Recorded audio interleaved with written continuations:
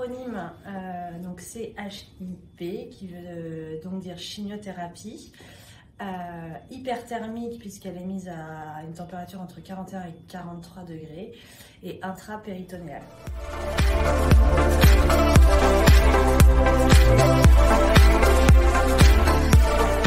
La CHIP sert à détruire les cellules tumorales qui sont à l'intérieur de l'abdomen. Donc c'est des cellules tumorales essentiellement de tumeurs du tube digestif ou de l'ovaire. La CHIP, c'est une technique complexe qui est réservée à des centres experts.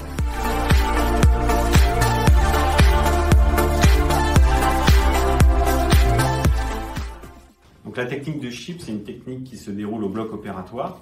Le chirurgien fait la résection pour détruire les lésions visibles et la CHIP détruit les cellules tumorales.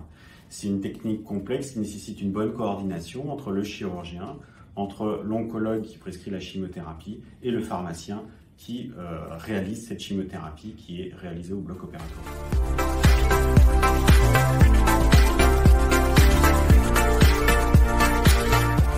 La CHIP est validée comme pratique et recommandée dans la prise en charge des cancers de l'ovaire avec atteinte du péritoine à l'heure actuelle sous certaines conditions qui doivent être évaluées en centre expert pour la prise en charge de ces cancers.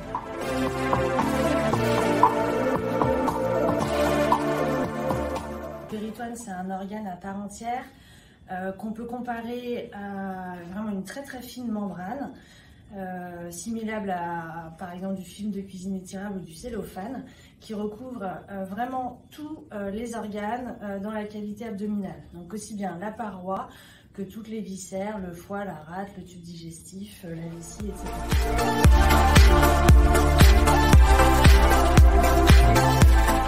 La CHIP s'adresse pour les carcinoses péritonéales majoritairement du tube digestif et de l'ovaire, mais aussi pour des maladies rares du péritoine. Pour améliorer le pronostic de ces maladies rares, il s'est organisé en France un réseau, le réseau RENAP, dont l'objectif est d'améliorer la prise en charge de ces patients en augmentant l'expertise et la formation des thérapeutes de ces maladies.